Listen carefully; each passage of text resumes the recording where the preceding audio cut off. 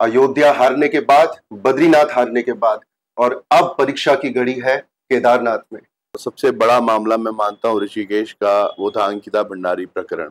एक माँ पर क्या बीतती होगी कि आज भी वो न्याय के लिए दर दर भटक रही है। एक पिता जो कई बार रोते हैं अपने आप में। अब की बार जो लड़ाई है वो एक लोकल बॉय वर्सेस दिल्ली के दलों की है। योगेश डिमरी के साथ हादसा हुआ, जनता ने भरपूर साथ दिया। जनता जानती है कि साथ कहाँ देना है। हमारी लड़ाई न्यायपालिका से है, हमारी लड़ाई सरकार के उस तंत्र से है जो कहीं ना कहीं डिले कर रही है। हमारे साथ जनता इसलिए शायद अभी चलेगी क्योंकि भैया छुईबद के दौर में हमने 70 विधानसभाओं को टारगेट किया। 70 विधानसभाओं में 70 विधायकों के गांव के क्या हाल है, हम वहां तक पहुंचे। बड़े ज्वलंत मुद्दे हैं साहब। केदारनाथ विधानसभा एक ऐसी प्रयोगशाला इन राष्ट्रीय दलों ने बना दी है जिसमें कभी भी कुछ कर रहे हो। घोड़ा खच्चर यूनियन या घोड़ा खच्चर के जो संचालक हैं वो कितने परेशान हैं, वो कैसे अपने पूरे परिवार को अब एक साल पालेंगे क्योंकि 6 महीने उनकी यात्रा बर्बाद हो। हम बता चुके हैं कि हम क्या करने वाले, तो बहुत स्पष्ट है हमारा मैसेज कि नो नो नो राष्ट्रीय दल मतलब नो। उत्तराखंड क्रांति दल एक ऐसा भवन जो शायद अब बहुत बुरे हालत में है, आप उसको अगर दोबारा से भी उठाने का प्रयास करेंगे तो बहुत कुछ सक्सेसफुल नहीं पाएंगे। वो दीवारें, उसके भवन के कमरे, उसकी जो बुनियाद है वो हिली भी। नमस्कार साथियों, मेरा नाम है हिमांशु रावत और आप देख रहे हैं डीबीएम न्यूज। केदारनाथ उपचुनाव न सिर्फ उत्तराखंड में चर्चा का विषय बने हैं बल्कि ये पूरे देश के लिए एक बहुत ही महत्वपूर्ण चर्चा का विषय बन चुका है। अयोध्या हारने के बाद, बद्रीनाथ हारने के बाद और अब परीक्षा की घड़ी है केदारनाथ में। किसके लिए सबसे बड़ी परीक्षा की घड़ी है? तो ये है भारतीय जनता पार्टी और उसकी राजनीतिक आकांक्षाओं, उसकी राजनीतिक विचारधारा यानी हिंदुत्व की परीक्षा की घड़ी। और इस परीक्षा की घड़ी को और मुश्किल बनाया है उत्तराखंड के एक नौजवान, एक युवा साथी ने, जो पहले पत्रकार रह चुके हैं और अब पत्रकारिता से अब वो रास्ता देख रहे हैं एक राजनेता बनने का। तो मैं आप सभी के साथ मिलकर स्वागत करना चाहूंगा हमारे साथ जुड़े त्रिभुवन चौहान जी का। बहुत बहुत धन्यवाद। प्रणाम सर, नमस्कार। कैसे हैं सर आप? बहुत बढ़िया है चौहान जी, मेरा तो सबसे पहला सवाल ये रहेगा कि ये जो आपकी यात्रा है पत्रकार से राजनेता बनने की, तो किस तरह का बदलाव आप अपने जीवन में अभी महसूस कर पा रहे हैं? बदलाव ऐसा बहुत ज्यादा नहीं है सर, और ये ऐसा था कि हम पहले भी सेवा कर रहे थे, अब आगे भी सेवा का सोचा है और आज तक जो प्यार भी मिल रहा है, तो मुझे नहीं लगता कि पहले भी जो फोटोज खींच रहे थे आज भी वो फोटो खींच रहे, तो उनके दिमाग में भी ये नहीं है कि यार ये राजनेता हो गया इसके साथ फोटो होना चाहिए या ऐसा कुछ। पर हमेशा हमारा सेवा भाव, गरीबों की आवाज, जहां जहां व्यवस्थाएं नहीं बनी है वहां व्यवस्थाओं को देखना, उनके बारे में आवाजें करना। ये ऋषिकेश के ही कई मामले, और सबसे बड़ा मामला मैं मानता हूँ ऋषिकेश का, वो था अंकिता भंडारी प्रकरण। तो एक राजनेता की तरह देखें या एक पत्रकार की तरह देखें, मैं पहले एक इंसान हूं जो मैं सोचता हूं कि एक माँ पर क्या बीतती होगी कि आज भी वो न्याय के लिए दर दर भटक रही है। एक पिता जो कई बार रोते हैं अपने आप में। मैं उनसे बहुत पर्सनली भी मिला हूँ, 6-7 बार उनके घर तक गए हैं। हम जब ऑफ द कैमरा भी बात करते हैं तो यकीनन वो परिवार बहुत टूटा हुआ है। तो ऐसे में पत्रकारिता से मैं बहुत ज्यादा अलग नहीं महसूस कर रहा हूँ कि एक राजनेता की तरफ, क्योंकि अभी तो एक प्रयास हम कर रहे हैं कि अगर जनता प्यार देती है, क्योंकि अब की बार जो लड़ाई है वो एक लोकल बॉय वर्सेस दिल्ली के दलों की है। क्योंकि कई लोगों का ये भी मानना है कि भैया लोकल तो वो लोग भी हैं जो प्रत्याशी हैं, पर अनफॉर्चुनेट ये है कि वो लोग जो लोकल होंगे उनकी जो कमान है वो दिल्ली के दलों के पास है। अब वो जब वहां से संचालित होंगे तो वो लोकैलिटी उतना उनके लिए प्रोग्रेसिव नहीं होगा।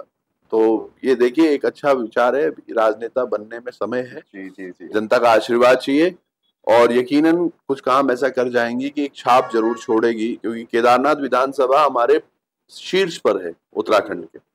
और अगर शीर्ष में कुछ काम होता है, जैसे मुझे याद है जब हमने ये शुरुआती दौर में कहा था कि हम ऐसा प्रयत्न कर रहे हैं या प्लान सोच रहे हैं, क्योंकि हमारे कुछ मित्रों ने हमें कुछ ऐसा बोला करने के लिए, तो पांगती साहब को आप जानते होंगे, पूर्व हमारे कमिश्नर रहे हैं, उनके अच्छे मित्र हैं थपलियाल जी। तो उनका मुझे फोन आया कि मेरी बात हो रही थी पांगती साहब से, तो पांगती साहब ने कुछ ऐसा कहा है कि त्रिभुवन अगर आप ये कर रहे हो तो मुझे आप में वो भागीरथ की पुनरावृत्ति होती दिखती है कि वो गंगा को लेकर आए थे इस धरती पर, और आज केदारनाथ से वो गंगा निकलने का समय आ गया है। जो 1994 से हम प्रयासरत थे उत्तराखंड को अलग करने के लिए, और जो हमने उत्तराखंड पाया है वो बिल्कुल वैसा नहीं है। पर अगर ये धारा जो है, अगर ये अविरल आप बहाते हैं केदारनाथ से, तो शायद ये पहला स्टेप होगा जब केदारनाथ की तर्ज पर हमारा पूरा उत्तराखंड चमकेगा।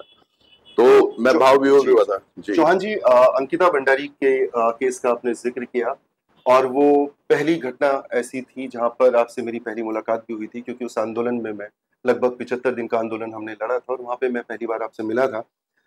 मेरा सवाल उसी घटना से जुड़ा हुआ है जो आज भी जिस लड़ाई को आप लड़ रहे हैं।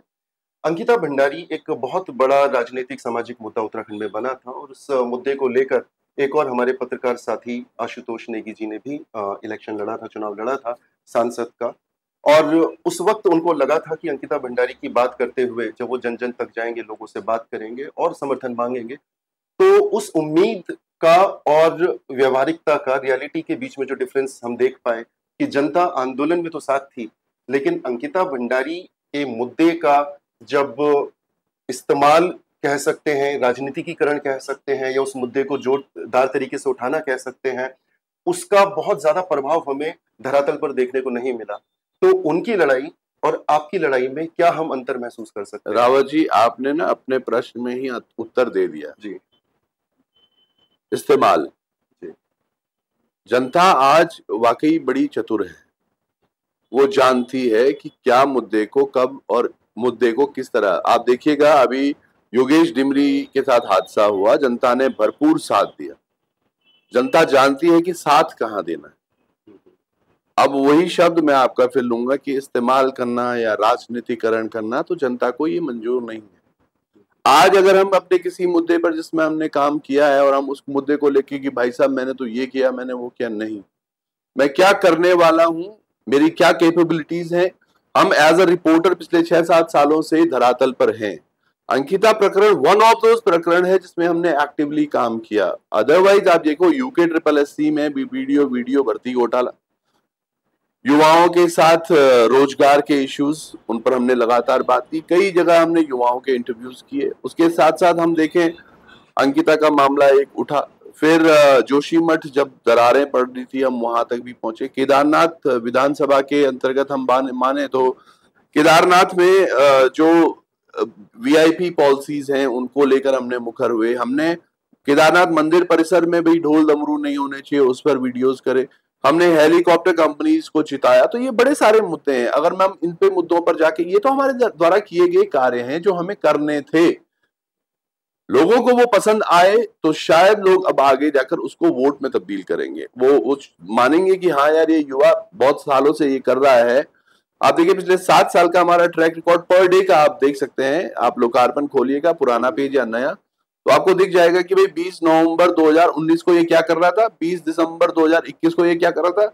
It would be there on the videos. अब जागो उत्तराखंड, जहां से आशुतोष भाई ने सब कुछ शुरू किया है, तो आशुतोष भाई का अच्छा पत्रांक रहा है और बड़े उन्होंने ज्वलंत मुद्दे भी उठाए। वो मुद्दों के हिसाब से मुझे लगता है, सोचिएगा, मैं भी बड़ा उस टाइम दुखी था कि शायद अंकिता की माँ को इस तरह से पब्लिकली अब बोलना कि आप वोट दें, वोट देने से अगर लेट्स सपोज अंकिता की माँ ही सांसद के लिए उठती और वो सांसद बनती, तो वो क्या अपनी बेटी को न्याय दिला पाते?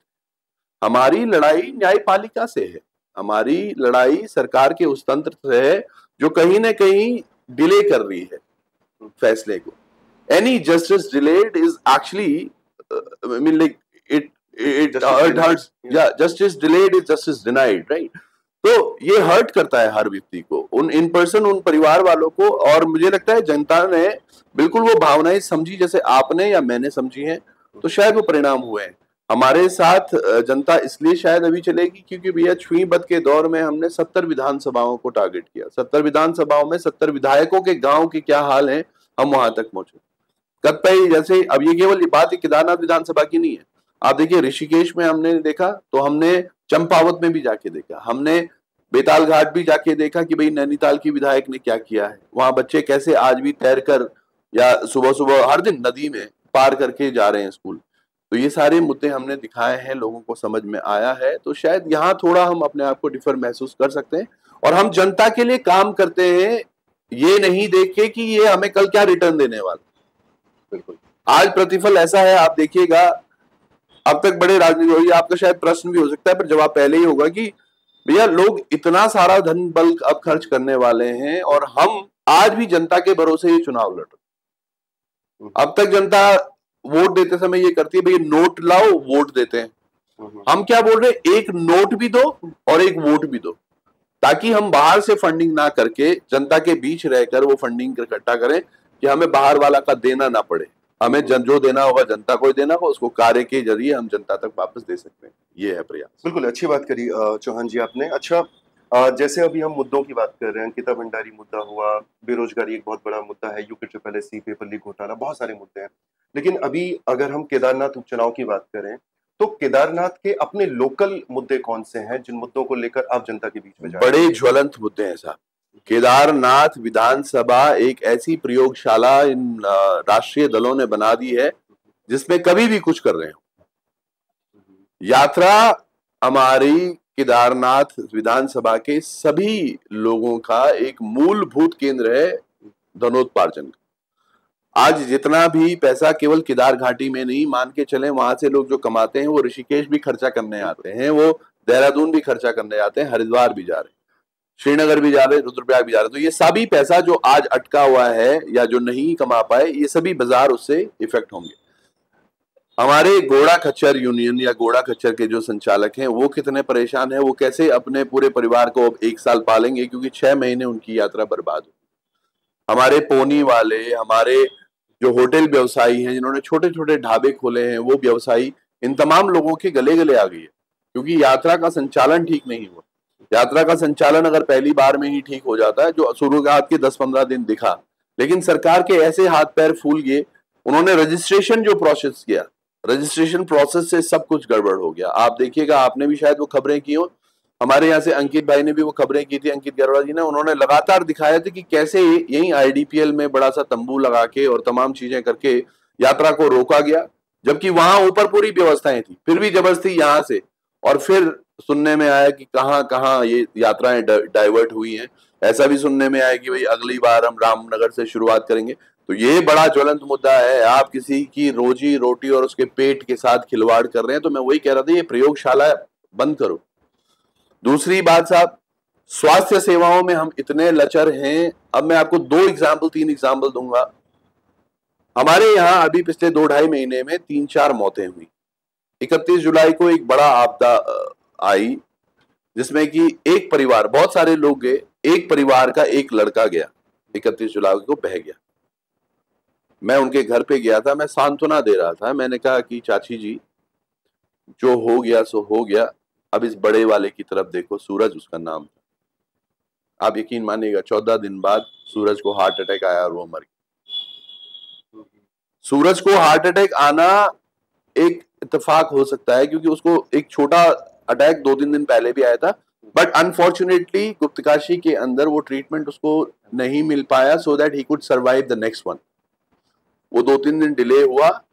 सोच रहा था वो कि देहरादून आके चेकअप कराऊं क्योंकि वहां व्यवस्थाएं नहीं। तो ये उसकी मौत हत्या थी, जो मुझे लगता है हमारी लापरवाही ने दी। दूसरी ऐसे ही घटना, एक और हमारे भाई थे, कुलदीप रावत उनका नाम, वो टेंट संचालन करते थे, और ये मैं उम्र बता रहा हूँ 35-36 साल के लोगों की। इनको भी एक अटैक आता है माइनर, ये टेस्ट नहीं करवा पाते हैं बिकॉज ऑफ द अवेलेबिलिटी, और अगले दूसरे-तीसरे दिन इनको भी अटैक आ जाता है। He died on spot. तीसरे एक और भाई को, उनको पीलिया हुआ, रेक्टिफाई नहीं हुआ बिकॉज टेस्ट नहीं हुए, वो दवाइयां खाते रहे, पैरासिटामोल वगैरह, और 7वें दिन उनके मल्टीपल ऑर्गन फेलियर हो। अब इसमें बड़ी एक और कहानी सामने आई कि उनको जब एम्बुलेंस से ले जाया जा रहा था, कुंड एक बड़ा महत्वपूर्ण पुल है जो टूटा हुआ है बिकॉज ऑफ एक वहां पे एक कंपनी काम करती है। वो कंपनी काम कर रही है, वो पानी जब छोड़ते हैं तो वो पुल का एक हिस्सा थोड़ा सा नीचे बह गया, तो वो पुल बंद कर रखा है। अब वो जब बंद कर रखा है तो वहां जब जाने के लिए दूसरा वैकल्पिक मार्ग है, उस वैकल्पिक मार्ग पर जब वो एम्बुलेंस गई तो वो भाई साहब वहां खराब हो गई। वो वहां पहले भीड़ में अटक गई, जाम लगा तो वहां से लौटकर दूसरे रास्ते ले जाने लगे तो वहां जाम लग गया और एम्बुलेंस खराब। प्रमोद नौटियाल नहीं जाते अगर ट्रीटमेंट टाइम पर हो। हमारी जनता ये सोचती है कि भैया ये इतना ही लिखा हुआ होगा ऐसे, पर ये वाकई ये मौतें हैं। एक चाची जी हमारी गई 42-43 साल, पेट में दर्द हो रहा था बहुत समय से, तो वो पेट दर्द ही देखते रहे, एकदम से पेट दर्द ज्यादा हुआ तो डॉक्टर के पास गए। हर बार वो दवाइयां मेटास्पास या जो भी ले रहे होंगे वो, हर बार यही पेट दर्द की दवाई, पेट दर्द की दवाई, पेट दर्द की दवाई, दवाइयां खाते खाते एक दिन फिर जब ज्यादा दर्द हुआ तो हॉस्पिटल गए, तो अल्ट्रासाउंड कराया, पता चला कि आंत खराब है। आंत का ऑपरेशन किया, अगले दिन वो एक्सपायर हो।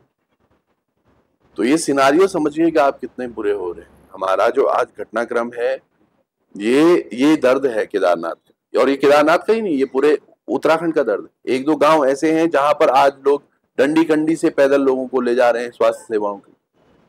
कई बार आप देखो हॉस्पिटल ऐसे हैं जहां पर कि नॉर्मल स्नेक बाइट के इंजेक्शन, स्नेक बाइट तो फिर भी बड़ा इंजेक्शन हो गया साहब, कई जगह आप देखें तो टिटनेस के इंजेक्शन अवेलेबल नहीं।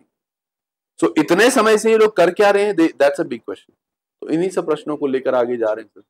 जैसा आपने कहा केदारनाथ एक प्रयोगशाला बन चुका है, अगर हम इसको थोड़ा सा वृहत रूप दें तो हम ये भी कह सकते हैं कि उत्तराखंड एक प्रयोगशाला बन चुका है। जो हमारी राष्ट्रीय पार्टियां हैं, चाहे वो बीजेपी हो चाहे वो कांग्रेस हो।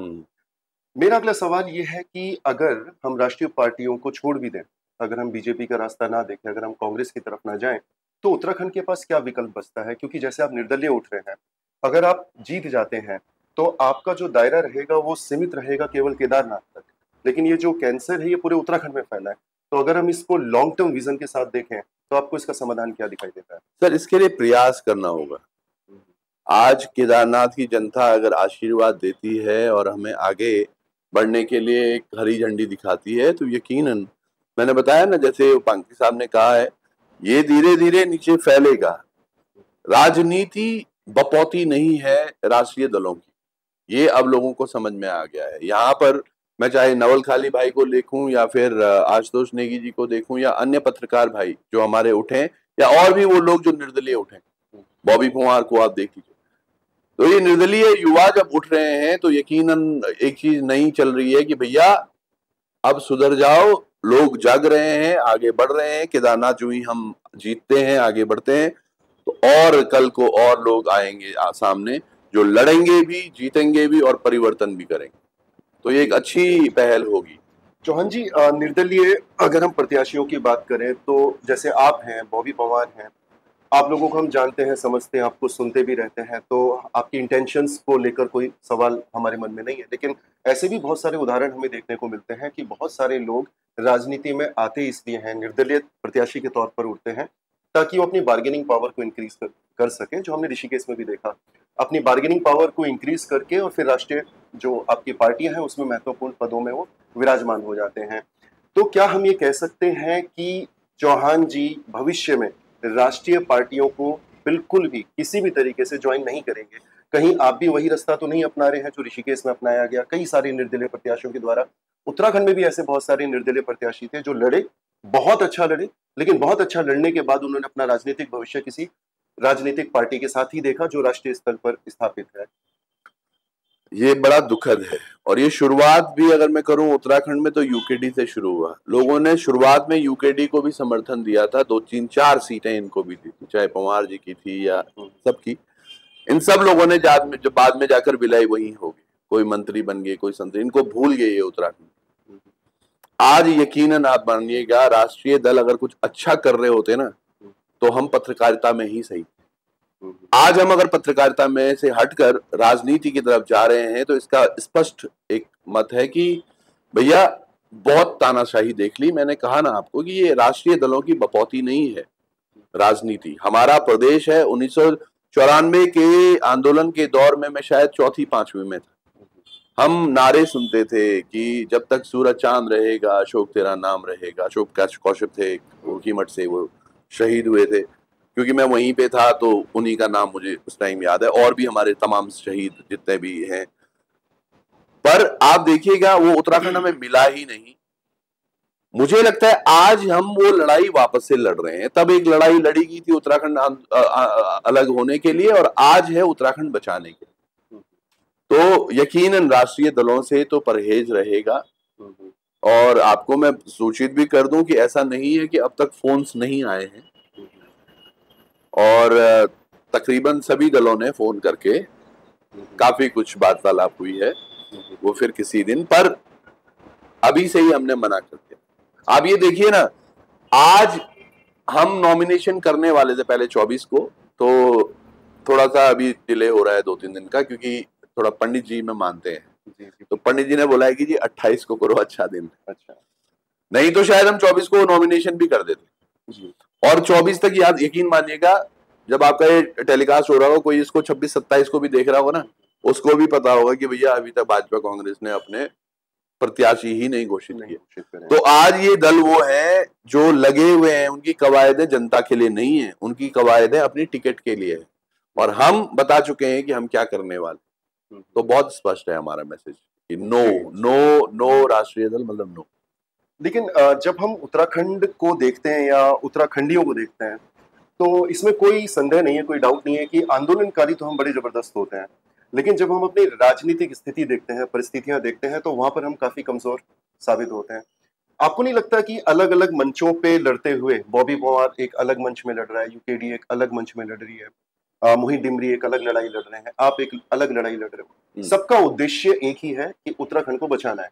तो ऐसा वो कौन सी विचारधारा है या ऐसे कौन से पर्सनल इंटरेस्ट हैं जिनकी वजह से हम सब लोग एक मंच पर नहीं आ पा रहे हैं, या उसका प्रयास करना आपके फ्यूचर प्लान्स में से है? आप ये देखिएगा, कल आपने अगर हमारी प्रेस वार्ता देखी होगी तो बेरोजगार संघ हमारे साथ था, पहाड़ी स्वाभिमान सेना जो ये मूल निवास भूकानून की लड़ाई लड़ रही है वो, या फिर राष्ट्रीय रीजनल पार्टी शिव प्रसाद सेमवाल जी की, ये हमारे दूसरे दल हैं रमेश जोशी जी, क्या स्वराज सेवा दल, एक उत्तराखंड क्रांति सेना, वो हमारे साथ थी।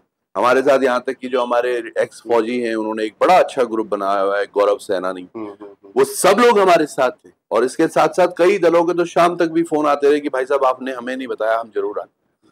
हमारी विचारधारा एक है, लक्ष्य एक है, उत्तराखंड को संवारना है। मैंने वही बोला कि कल जो आपको लोग मंच पर दिख रहे थे, वो तमाम वो लोग थे जो उत्तराखंड का हित चाहते हैं, उनमें इंक्लूड आप भी हैं।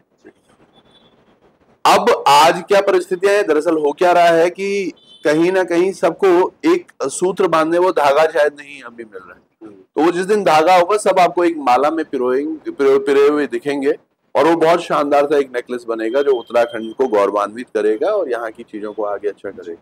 ये प्रश्न मैं इसलिए भी पूछ रहा था क्योंकि मैं व्यक्तिगत तौर से भी कुछ आंदोलनों के साथ जुड़ा हूँ, जिसमें से हमारा मूल निवास भूकानून एक आंदोलन था। ऋषिकेश में एक ऐतिहासिक रैली भी आयोजित की गई थी। लेकिन मेरा व्यक्तिगत अनुभव ये रहा कि उत्तराखंड क्रांति दल का भी मुद्दा वही है जो मुद्दा मोहित डिमरी का है या जो जनता का है। जब हम उस आंदोलन को कर रहे थे, जब हम उस रैली को कर रहे थे, तो यूकेडी ने अपने आप को वहां से दूर रखा। अब यूकेडी 24 तारीख को रैली कर रही है, तो मोहित साहब अपना उस रैली से अपने आप को दूर कर रहे हैं।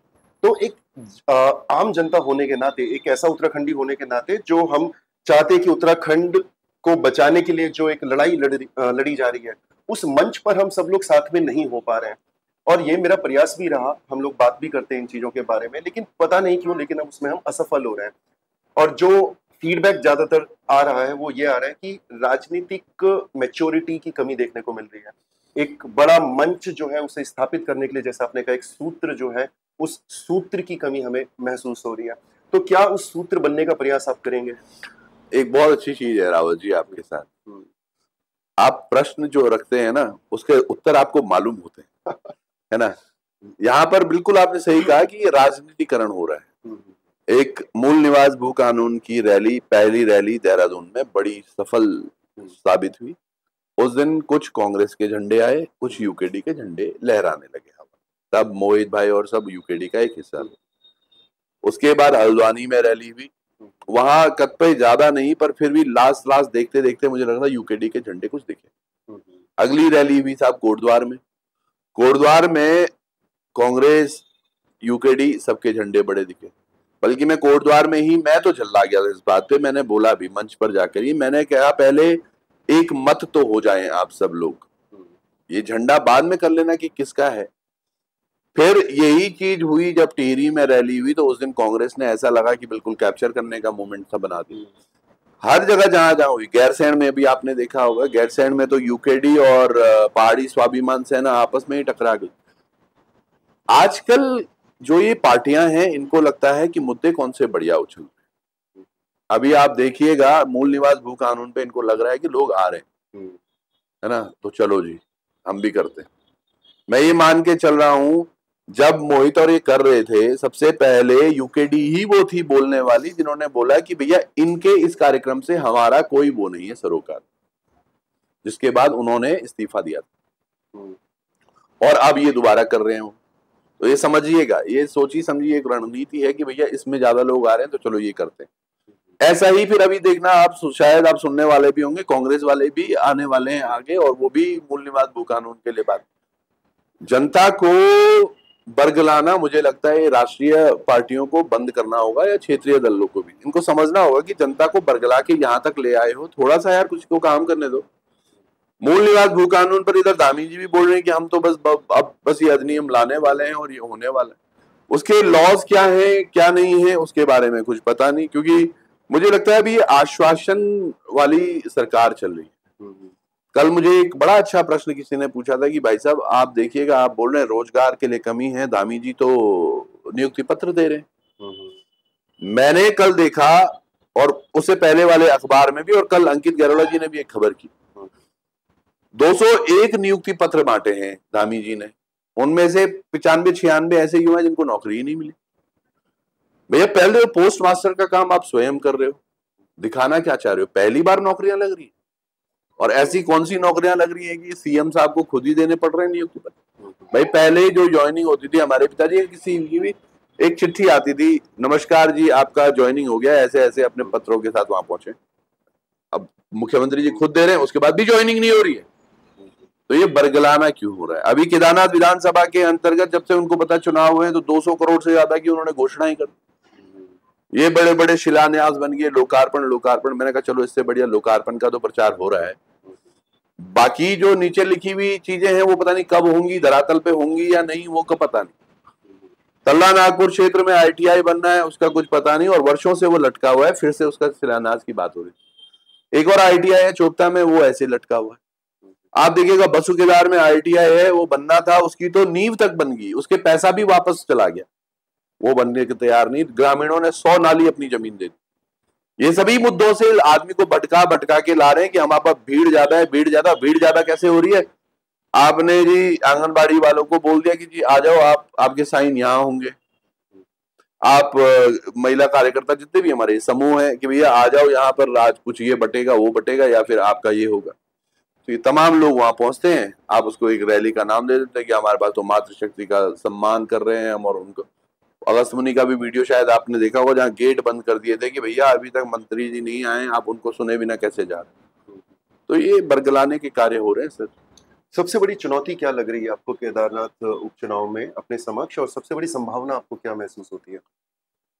संभावना तो आकाश है कि कहीं तक भी हम पहुंच सकते हैं, और जितना जोर लगाएंगे उतना बढ़िया है। और अभी तक मैं ये मान के चल रहा हूं कि जहां जनता का जो रुख दिख रहा है, तो चुनौतियां एज सच कुछ नहीं दिख रही। चुनौतियां बस यही लग रही हैं कि जो जनता हमसे अपेक्षा कर रही है कि भैया सारी चीजें ऐसे, तो वहां तक हम गांव में कब तक पहुंचेंगे? क्योंकि हर समय फोन आ रहा है। अभी जब आपसे भी बात कर रहे हैं तो लगातार देख रहे होंगे आप, लगातार अभी भी फोन बजे जा रहे हैं। हर किसी का ये, भाई साहब हमारे गांव में कब आ रहे हैं, हमारे गांव में कब आ रहे हैं, हमारे गांव में कब आ रहे हैं। तो ये देखिए, ये छोटी छोटी सी चुनौतियां भी नहीं है, ये प्यार है लोगों का जिसको हम करते जाएंगे, और संभावनाएं मैंने बताया ये आकाश है। जहां तक भी पहुंचेंगे तो बाबा श्री केदार के आशीर्वाद से और जनता के प्यार से पहुंचते चले जाएंगे। अच्छा चौहान जी, अंतिम प्रश्न रहेगा। मैं कुछ नाम लूंगा और आपको आपके मन में जो विचार हैं उस नाम के प्रति वो आप हमारे साथ शेयर करिएगा। पुष्कर सिंह धामी। अब दिल की बात कहूं या दिल से दिल की बात हो रही है। हाँ जी। अकॉर्डिंग टू अखबार धाकड़ धामी, अकॉर्डिंग टू अखबार हैंडसम धामी, अकॉर्डिंग टू अखबार नंबर 1 धामी, मैं ये बोलता हूँ अगर इस सभी चीजों को वो ठीक कर पाए तो व्यक्ति अच्छे हैं।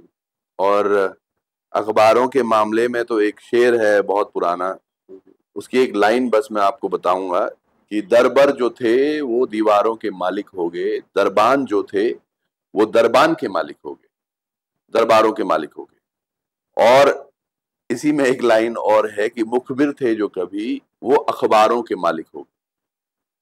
तो आप समझिएगा जो अखबार में लिखा जा रहा है तो ये सब कहाँ से लिखा जा रहा है, कैसे लिखा जा रहा है। सूचना आयोग में अभी जो एक आरटीआई लगी है उसके हिसाब से बड़ा मोटा जा रहा है अखबारों, है ना। तो अब वो हैंडसम लिखें या धाकड़ लिखें, व्यक्ति अच्छे हैं। व्यक्ति विशेष में कोई कमी नहीं होती है, वो पोजीशन ऐसी है साहब, ये कुर्सी बहुत गर्म होती है ना। तो आप लगातार प्रयास तो कर रहे हैं पर जनता तक वो चीज पहुंच नहीं पा रही है। मतलब मैं एक तरफ तारीफ करना चाहूंगा, देखो एक बड़ा इन्होंने बिल लेके आए, बात बताया इन्होंने कि भैया हमने नकल विरोधी कानून लाए, आपने सुना होगा। और नकल विरोधी कानून, मुझे लगता है नकल इज लाइक कॉपी। कॉपी मतलब जब आप बैठे हुए हैं परीक्षा कक्ष में तो आप ऐसे नहीं कर सकते कॉपी, या फिर नकल पर्चे आपके पास मिले हैं।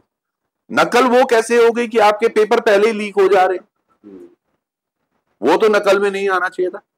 उसके लिए तो चोरी का आरोप या कुछ और, तो वहां थोड़ा सा कमजोर रही है, बाकी सब बढ़िया है, व्यक्ति अच्छे हैं।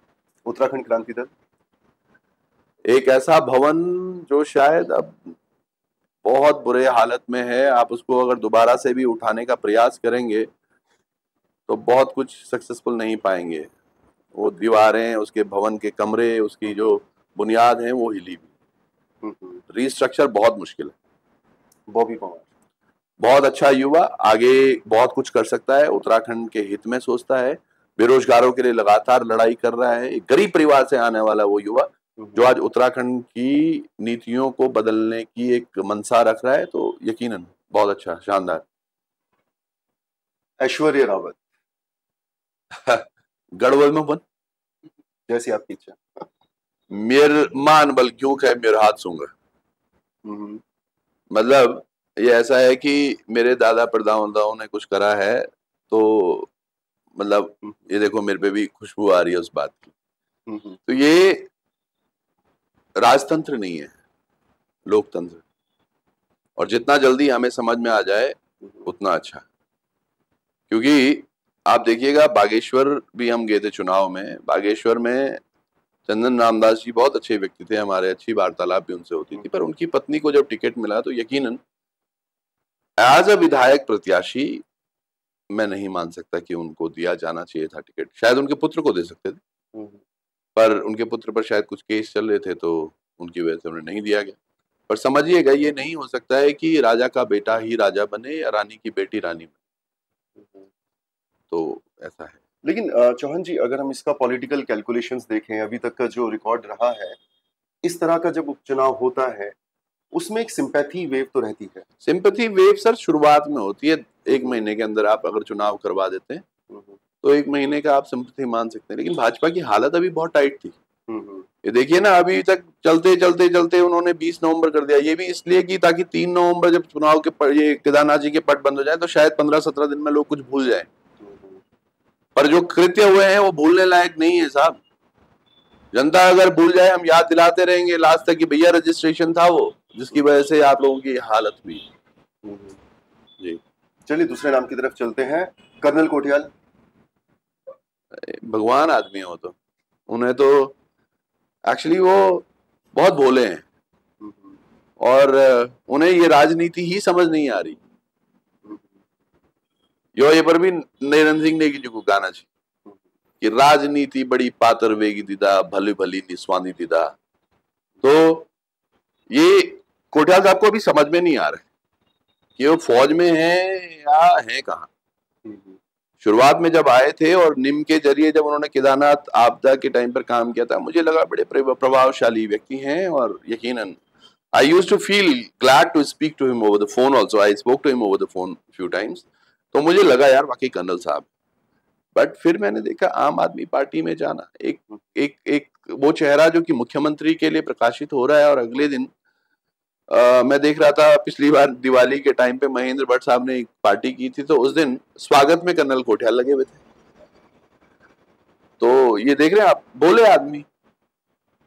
और राजनीति में भोले लोगों के लिए जगह नहीं है। हाँ, मुझे लगता है कि थोड़ा राजनीति शायद समझनी होगी आपको, उनको मतलब, तो और कुछ आगे और बढ़िया कर सकते हैं। मनोज रावत जी को आप कितना भोला मानते हैं? मनोज रावत जी को भोला कहाँ बोला मैंने साहब? मेरा अगला सवाल वही था। हाँ, मनोज ना रावत जी ना के बारे ना में क्या विचार है? मनोज रावत जी के बारे में विचार बहुत अच्छे हैं, अच्छे व्यक्ति भी हैं, लेकिन अगर वो जनता के लिए कुछ कर पाते ना तो आज शायद उनको अपनी टिकट बहुत कंफर्म दिख जाती। एक विधायक ऐसे जिन्होंने अपनी विधायक निधि तक पूरी खर्च नहीं की, और आशा करते हैं कि जनता के बीच में दोबारा जाएंगे, तो ये प्रश्न चिन्ह लेके खुद जा रहे हैं और हमेशा बोलते रहे मैं विपक्ष में हूं, मैं विपक्ष में हूं, मैं काम कैसे करूं, मैं विपक्ष में हूं, मैं काम कैसे करूं। तो आज भी आप विपक्ष में ही तो जाओगे।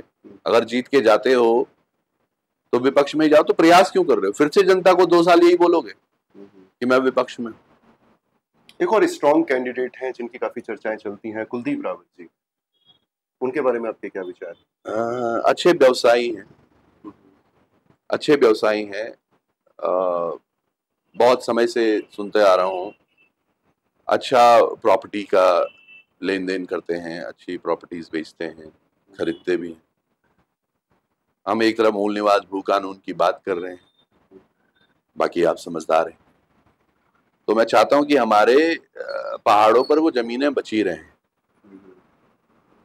अब जो व्यक्ति, अब ये मैंने भी सुना है, 5 करोड़ मेरा पहला इलेक्शन का खर्चा हो गया जी, 4 करोड़ दूसरे इलेक्शन का हो गया, अब की बार मौका मिले तो 5 और लगा दूंगा। तो 5 और 5 10 और 4 14 करोड़ रुपए कोई व्यक्ति लगा दे, वो जनता का कहाँ से सोचेगा साहब? वो तो व्यवसायी है, तो व्यवसायी का ही सोचेंगे, 14 करोड़ वसूलेंगे कैसे मैं 2 साल में, तो जनता को इतना होगा। बाकी व्यक्ति वो भी बहुत अच्छे। आशा नौटियाल भी एक बहुत बड़ी प्रतिद्वंदी के तौर पर दिखाई दे रही हैं, मीडिया में काफी बातें हो रही हैं उनके बारे में, क्या विचार है आपके? मेरे ख्याल से पूर्व विधायक भी रह चुकी हैं वो, 2 बार 2 बार की पूर्व विधायक भी रह चुकी हैं। हाँ, तो बस यही है कि अब 2 बार आपने सेवा की है जनता की, मुझे लगता है अब टाइम है, ठीक है, आपको अभी एक अच्छा पद मिला हुआ है कि आप इनके एक महिला मोर्चा की अध्यक्ष हैं, तो शायद वो पद ज्यादा बढ़िया है। धीरे धीरे धीरे धीरे अब आपको कभी आगे भेजा जाएगा तो किसी ऐसे मंडल में जहां से आप राजनीतिक विश्लेषण वाली टीम में शामिल हो जाएं, पर एज अ विधायक आना, क्योंकि 10 साल का आपका कार्यकाल बहुत कुछ कहता है आपके लिए, और जब वो कार्यकाल आपके लिए बहुत कुछ कहता है तो अभी शायद बहुत कुछ करने के लिए बचा नहीं है। 10 साल में अगर आपने कुछ किया है तो वो दिख रहा है जनता को। जनता क्यों चाहेगी कि 5 साल और आपको दिए जाएं कि आप और कुछ काम करें? त्रिभुवन चौहान, जनता का सेवक, पत्रकार या नेता? पत्रकार बना नेता, वैसा मतलब मेरा मन था कि ये माइक लेके ना मैं विधानसभा के अंदर भी जाऊं, और अगर वो गेट पर रोक लेते हैं तो मैं विधानसभा के अंदर वाले माइक को इस्तेमाल करूं ऐसे ही माइक के जरिए कि भैया मैं अभी भी वही प्रश्न पूछ रहा हूं, वहां पे कम से कम वो लोग उन्हें सुनने वाले जो कुछ परिवर्तन कर सकते हैं।